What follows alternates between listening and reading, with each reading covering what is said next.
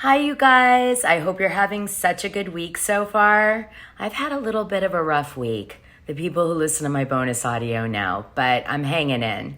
Okay, so today's video is about Real Housewives of Beverly Hills, Season 12, Episode 3, and a bunch of shit hot gossip that's been flying around, plus what happened in the episode and my thoughts on it. Please like, subscribe, and hit that notification button, because it certainly does help, okay, to get attention to the channel so that I can keep doing this. Also, please support the Patreon because, again, they're really interdependent. If one of these goes away, I can't do it anymore because of it's just very time consuming. I have to study a lot and I have to make phone calls to friends of mine and all sorts of stuff to get gossip. And it's very time consuming. And I have a kid. Okay. And I'm poor now. Okay, whatever. If you're not sold by now, I don't know what I could do. Okay. I don't know. Here, I'll show a picture from yesterday. So my son was taking math state exams yesterday, and we had to travel for them because my son is in 8th grade honors math, but he's actually only in 6th grade. So we had to go to a special location. It was so crazy, and he was so scared. And he had a great day in his exam one day, and one day not so much. So it was a lot this week, and my dog's sick, and anyway, more on that, the bonus audio, as I mentioned. By the way, I'm going to put in the below link in the description. I'm going to put the link to the 2 podcasts that are the deep dive that I did with NT from Crazy Days and Nights on Diana Jenkins. And I still see people going, just discovering stuff and pretending like it's groundbreaking, and we've known it for a long time. So I kind of want to get people in there listening as soon as I can. By the way, we did the episode, NT and I, almost 2 months ago. So, okay, let's get into the gossip. Now I'm going to give you some ridiculous gossip on this video. And I'm doing it because I really believe that you guys see the quality in my videos and will continue to support me even more so if I show you that I don't just regurgitate what's out there in the tabloids, which, by the way, I don't think is a bad thing. I love those. I watch those. Those often inspire me to look into things. But I really want to distinguish my channel in that way because I try to do the deep dive. So I am going to tell you what I believe has happened behind the scenes so you guys have a little more intel on what's going on between Lisa and Kathy and Lisa and Sutton. So first of all, starting with Sutton, it turns out that there was a lot of confessional videos shot in season 12 where the footage that was shot that showed Lisa's side of the story was never included in the edit. So then she went to her Instagram to try to get her side out.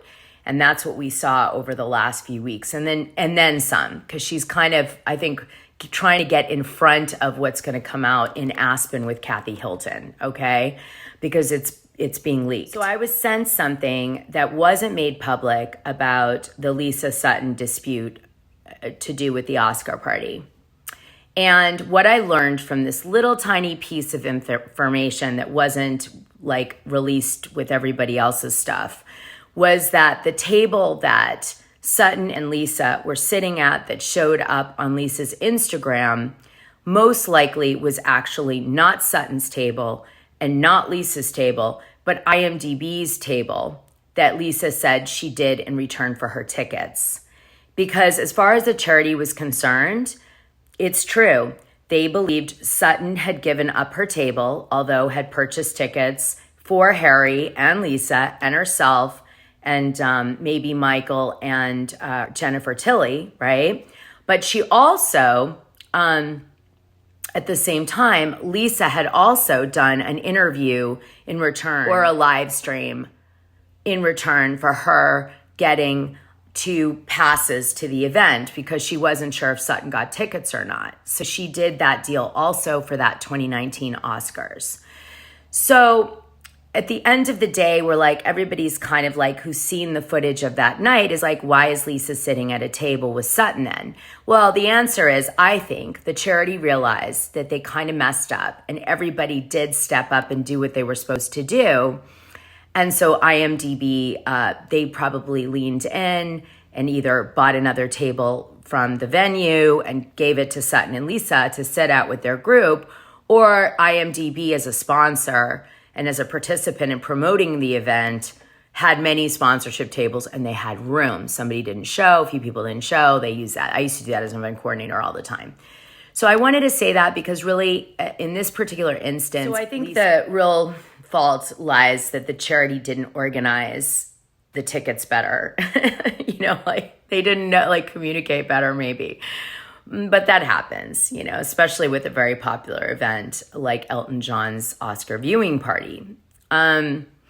So I thought I would just set the record straight on some of the clarity, because really, like, a lot of times people talk about gossip and it's like very vague. And I'm like, what the hell actually happened? Like, this makes no sense. So I try to give detail, maybe too much, but there you go. Hopefully, Pinnacle Publicity will work with the charity to get it sort of worked out in advance next year for both Sutton and Lisa. Okay. Spoiler alert for season 12. Don't continue if you don't want a spoiler alert. So now another T-bomb comes out that's been leaked, and Lisa's been leaking it herself on her Twitter and everything, on her Instagram and elsewhere. And basically, Lisa is saying that Kathy is a racist and a homophobe. And when I say Kathy, I mean Kathy Hilton. And yes, she hasn't even appeared on season 12 yet. And she's already going to be dealing with a whole bunch of stuff. This is basically Lisa as a strategy getting ahead of what she knows is going to be coming out or not coming out. And what I understand is that Kathy may allegedly have said a racial or homophobic slur when she got upset at a club in Aspen. And Lisa somehow heard it, or someone heard it, and then, or maybe it was Erica, and then you started telling the other cast members, and they tried to make it into like a storyline on the show. So what I understand is that production downplayed that storyline. However, there was some drama created from this event of Kathy doing this in the Aspen nightclub, and that was that she gets very upset that whatever she did, if it was homophobic and a racist slur, got caught on camera, that people heard her say it and started to call it out on the show. I guess she got a sense of that maybe that night. And purportedly, Lisa was kind of feeling for Kathy Hilton, or she was trying to take Kathy Hilton out. I'm not sure at this time when they were shooting how she felt about Kathy. But what she did was she basically tried to get Kathy Hilton out of there and of the club in this situation and bring her home and like address it, okay? Like fix it for Kathy somehow. So then what allegedly happens is that Kathy is ranting and screaming and like arguing and like ranting, I don't know, probably drunk, whatever. And she starts dragging Kyle in a rant. Think like Lisa Barlow vibes against Meredith in Real Housewives of Salt Lake City, season, what was that, 2, right? So I'm just saying that is the rumor. And out of that rant is why Kyle is crying in the trailer, because of something Kathy said during that rant. Okay, so I hope that helps.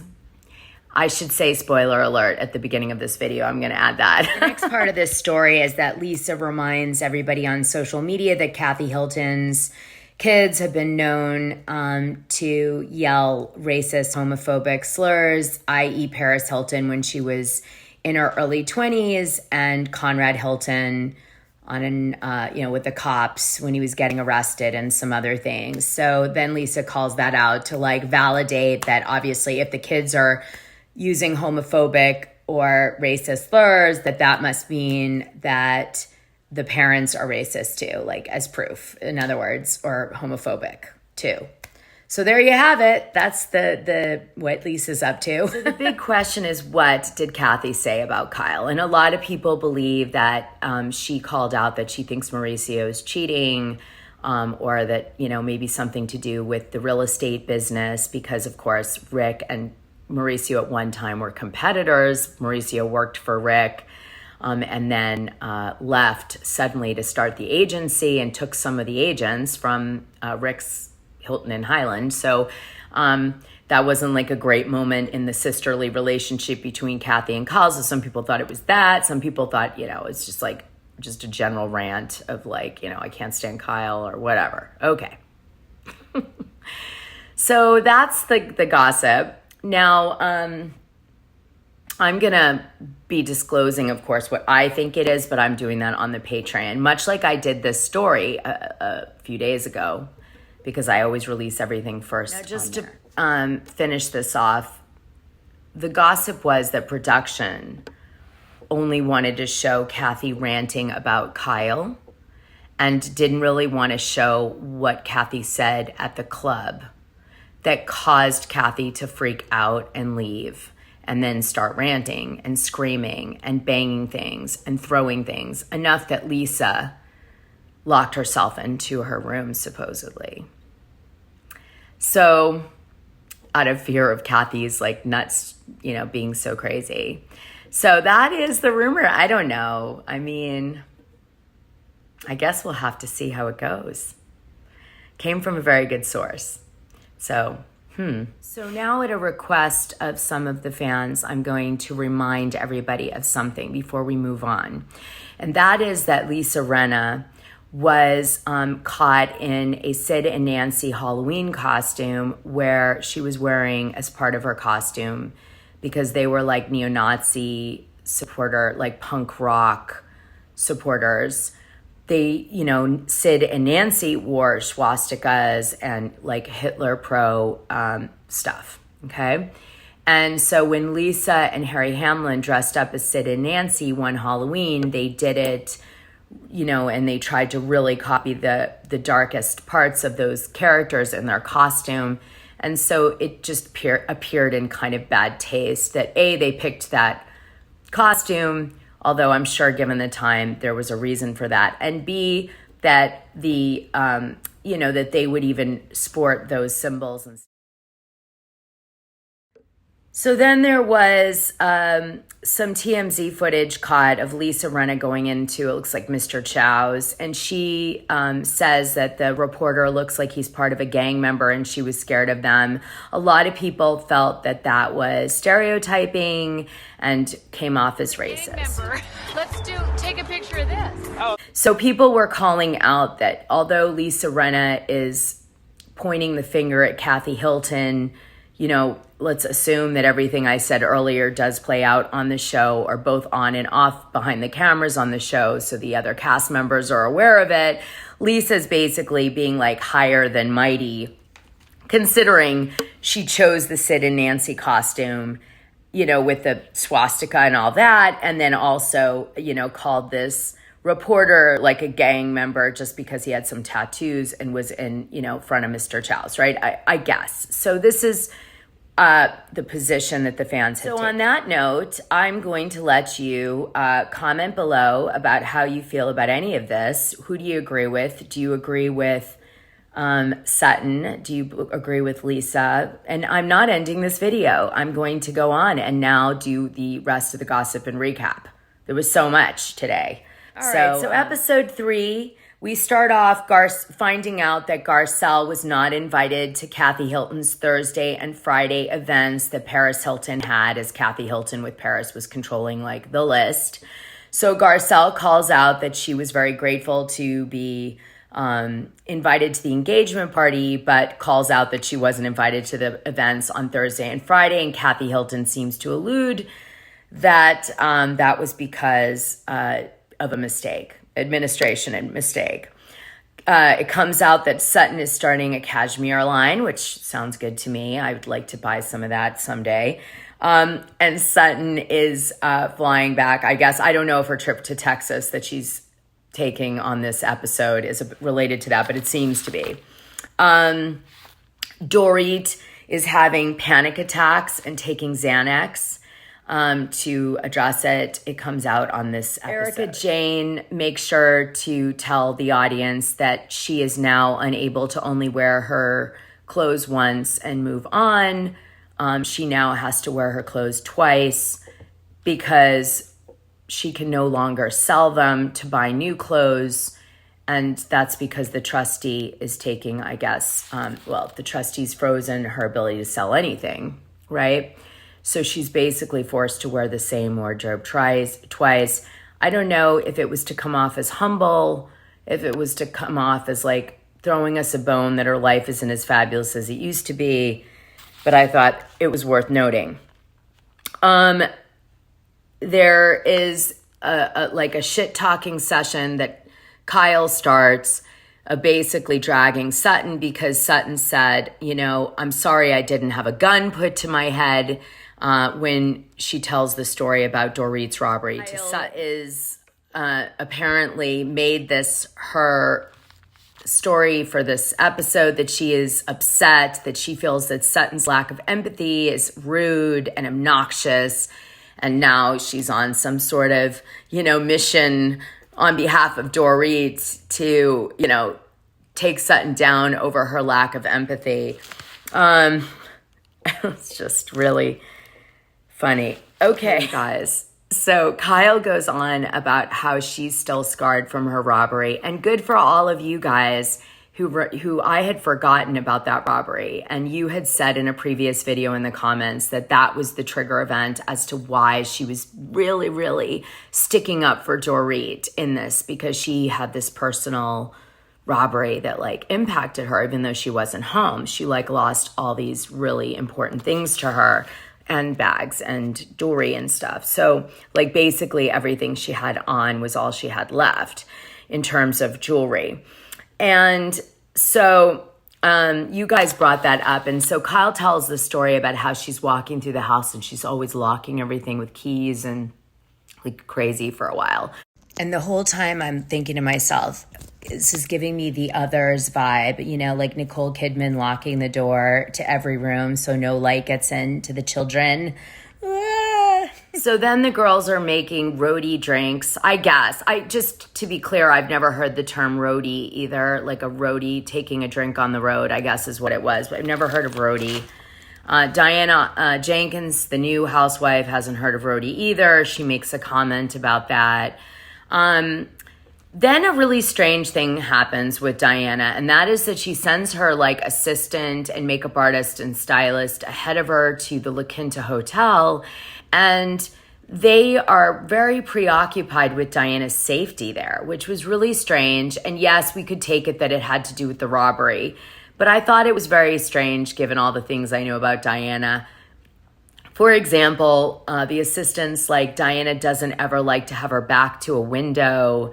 That has mafiosa vibes or I'm a head of a state kind of vibes, right? Which really was interesting. You know a lot about Diana Jenkins because of some of the people she's dated in her past. But she didn't like to have her back ever to a window, which sounds like she thinks someone's going to assassinate her. She also was wanting to make sure the sheets were of a certain quality and other safety precautions. And she made sure to say safety precautions. I just thought that was so unusual. So I thought I'd call that out because you guys may clack back and say, well, rich people are like that and that's the way they are. And actually, no, I have never met rich people like that, except for people that are oligarchs, heads of state, and are people who've been involved in some pretty shady shit. That's all I'm going to say, okay? That they're worried about their safety to that degree, or has dated a sociopath or someone really scary. And maybe, isn't on the best terms with them. So then everybody, gossips about what went down between Kyle and Sutton in different scenes together. And Sutton basically says, listen, I know I came off as insensitive, but I'm triggered by guns because my father committed suicide by putting a gun in his mouth and blowing his brains out. But then on top of it, that she's also triggered by guns because there was a robbery in her house at 14 and there was a man in front of her door that her parents caught there and they had to break out the guns with the robber and it scarred her for life. And when her father killed himself, she didn't want to talk to anyone about the suicide, which makes a lot of sense. And so, people kept coming wanting to come over and console her and call her and make her talk about it, and she just didn't. So her way of dealing with Dorit was to not call Dorit and leave her alone to digest what had happened to her and not like console her. She also felt that Dorit was, the type of person who's always presenting. So she didn't want to force her to present, for example, if she came over, like with food or, like host. So anyway, so Sutton's justification was that. Now, a lot of people, including me, think her initial reaction might have been based on, what some of the fans were saying, that the robbery was, not real. And, it was actually, there's so many different theories on this that have been flying around. I've debunked it, but anyway, no one seems to care. But basically that they had created this, that it was the casino coming for PK to collect the money, and they were going to get the money one way or another, or a casino. That it was, them, and they created this robbery so they could pay off the Bellagio debt. And shortly after, that they just did it because they needed the money, or that there were pissed off people coming for Dorit's stuff, or it was people that, were going to the open houses because the house were for sale and studying her Instagram feed. Well, just to say it, my theory on this, after doing a detail of the timeline, which I did do in a previous episode, you guys should really go listen to it, because PK came for me. He called me a see you next Tuesday, probably of the month, of the week. He called me a nosy see you next Tuesday. He did a post about drowning me in the river. I mean, so many things, right? I'm not a PK fan, okay? Just make no mistake about it. But when I did look at the detail of the dates that things were settled, the robbery was after, not before, with the Bellagio debt. So if the theory is around that, it doesn't fly. Just saying, okay? Now, the other thing is that I heard that there were many people being robbed on Dorit's street. So the neighborhood was having a robbery issue, not just Dorit's house. So even in this case, I don't believe, in the first one, it was done by, the first robbery they experienced was done by someone who had attended an open house of their house. And they used it to, see how to break in and all that, okay? But the second robbery looks like it was done by the same group of people who was hitting the neighborhood. I'm just saying, all right? And I don't know why the guy left the phone at the front door. It's really weird. But it's possible. That part I get is so weird. I don't get it. I've called that out in prior videos. But it's possible that Dorit crying and weeping and begging him, impacted his conscience, because remember, those robbers didn't think that there was anyone home. They didn't supposedly have a gun on them. So I don't know where this gun conversation's happening, because the police reports don't mention any guns.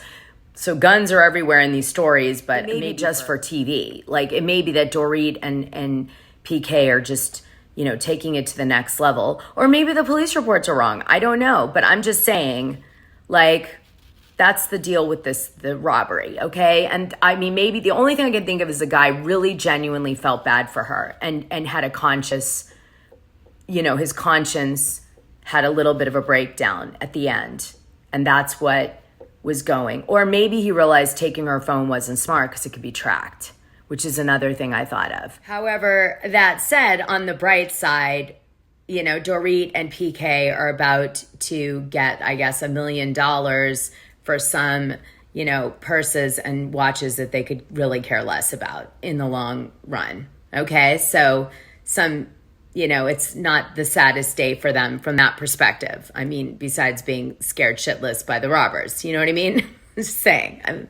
Maybe I'm being insensitive like Sutton, but I'll leave that with you guys, and you guys do what you want with it, okay?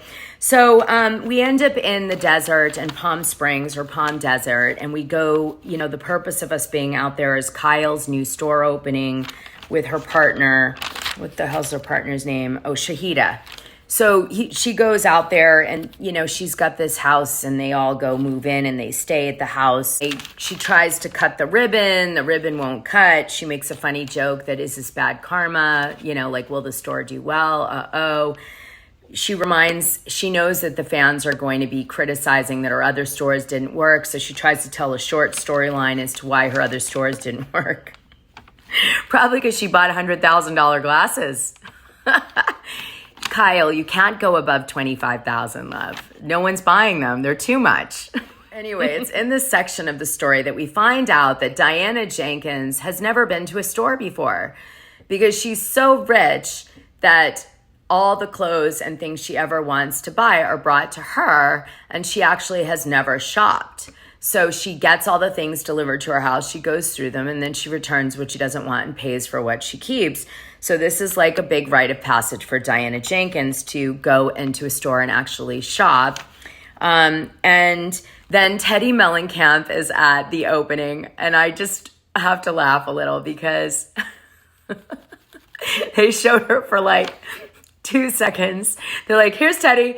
And then they take her right out. They don't show her at all, which was really shady. I'm telling you, because they usually show the person like a little more than like taking photographs of Kyle. Somebody comments, they do leave one soundbite where they're talking about Teddy Mellencamp changing her hair to brown, which editors of Bravo, I see you. I know you saw that the fans thought that Teddy Mellencamp was trying to become Kyle Richards. Okay, so a bunch of fans, if you didn't hear about this, were saying that Teddy Mellencamp was like a psycho best friend.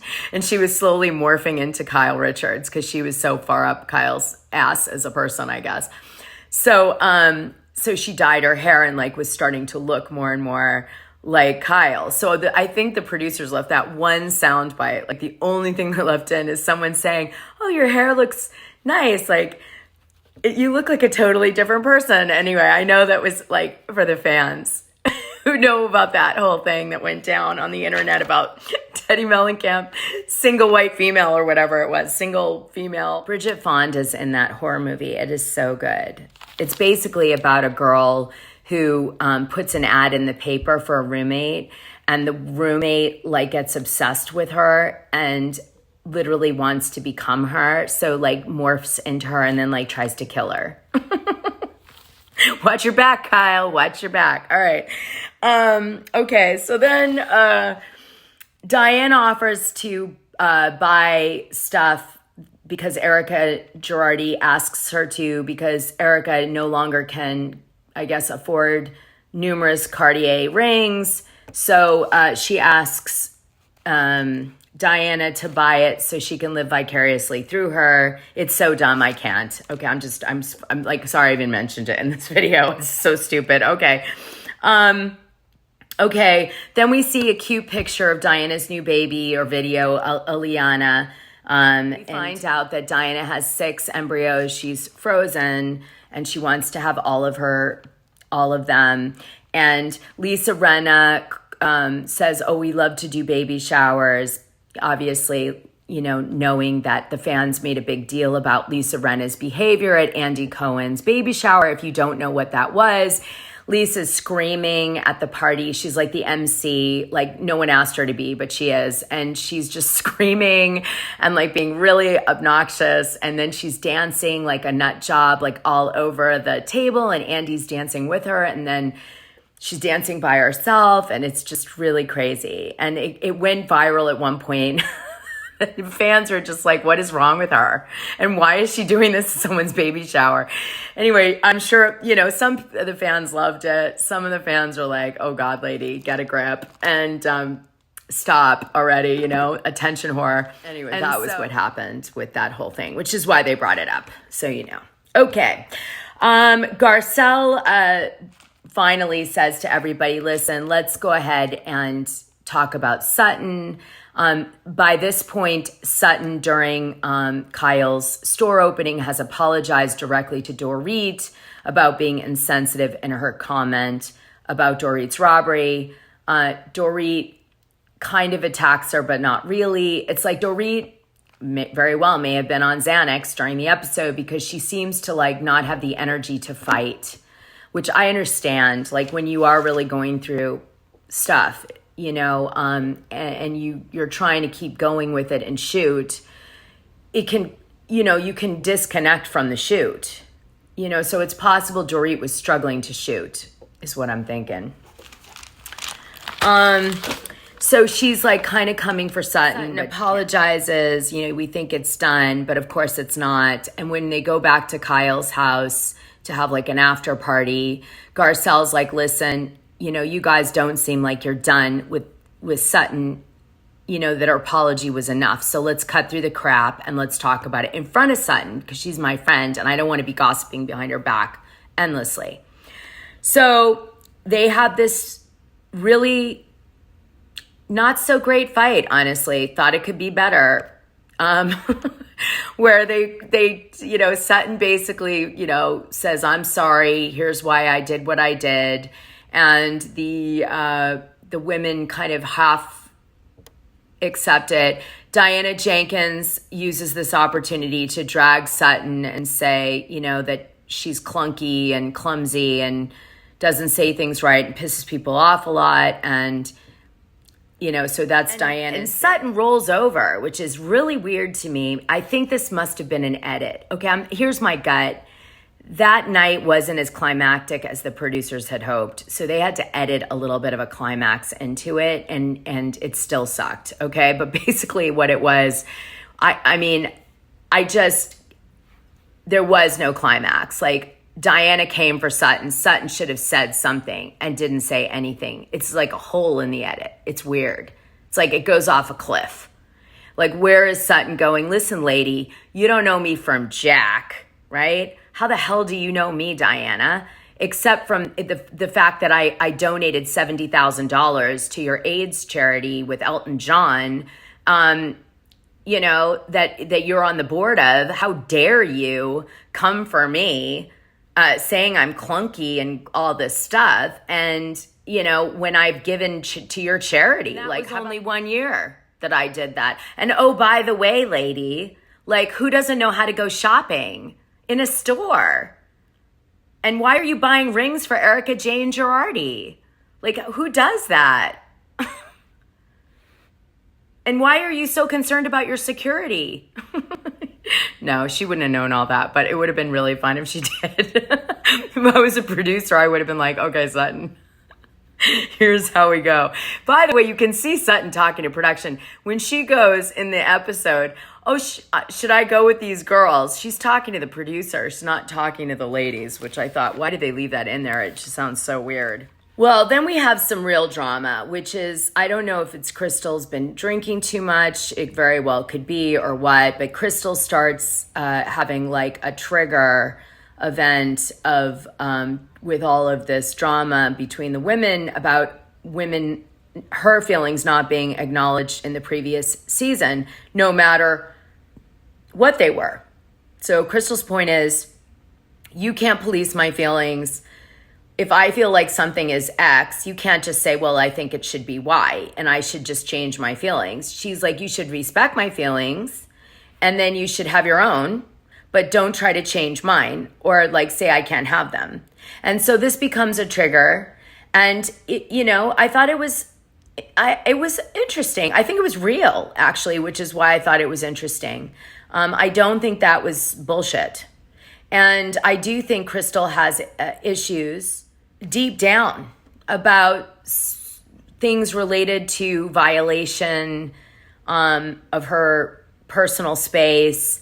I think she has issues of that we haven't gotten to the bottom of, where she hasn't been acknowledged or, heard. I don't know. It's something definitely here. And I think that the producers gave it a lot of screen time in this episode because it is real. I don't believe that was something that they manufactured. It was something that like Crystal really had a moment. Now, whether or not the fans accepted it, I tried not to look today before I did the video because I wanted to have my own opinion about it before I didn't want to just puke up your guys' opinion. But my feeling on it was reasonable. It was reasonable. It came up. It was a weird time for it to be said or happen. So I'm almost the end of the video now. I just want to point out that Kyle feels 25 inside. that she doesn't know that she's part of the Generation X group. Kyle, we're Generation X. Like, what are you putting down? She was like, I don't know if it's a Generation X, Y, or Z, or if it's millennial or what, but like, oh my goodness. Okay. I'm like, dude, we're Generation X, whatever. You're making me feel 100. What are we, like, baby boomer? Jeez. Anyway. Oh, Kyle. All right. What else we got? Kyle reminds us that she was offended by Sutton by not having a better reaction to Dorit's robbery. Again, this is what triggers Crystal. Oh, by the way, when Dorit comes for Crystal, did you notice that she loses her accent in that scene? Okay, last thing. Why does Kyle feel the need to run over and jump on Erica Jane Girardi and dry hump her on camera? I don't know. I do not understand why that's happening. Maybe. Remember that blind about the housewife that's cheating? Maybe the housewife that's cheating is Kyle with Erica. Just saying. No, I'm kidding. Crystal was like, I'm not in a safe space. I have to go. I really think Crystal wanted to just go. Sometimes you want to leave so bad. The producers keep you so long that you would do anything to leave. And so I think that is why Diana jumped in and was like, oh, I've got to be her bodyguard, and which is, again, a strange thing. I know that, friends like to leave together to protect each other, and I get that concept, but the word bodyguard, again, with all the security talk beforehand, I was kind of like, what is the deal with it, the security thing? So anyway, they get in they leave, and Sutton goes with them. The producers obviously wanted Sutton to go with them, and they have like a little discussion in the car. Diana's just like, you should feel, I guess, heard by your friends, and what does she say? She says, you shouldn't feel alone with your friends. And so Diana says that, and Sutton is sort of... Okay, so this has gone on long. I hope you guys enjoyed this video. Let me know what you thought in the comments. DM me gossip on Instagram. I'm spending like 6 hours on gossip later this afternoon doing my collection from you guys. And I hope you have an amazing rest of your week, okay? I'm so excited. I'm doing a confessional video this week, I think, on Paris Jackson, and I'm just dying. I'm so excited. I'm almost ready to do it. It takes me a long time to do them because I have to go deep. All right. Bye, you guys.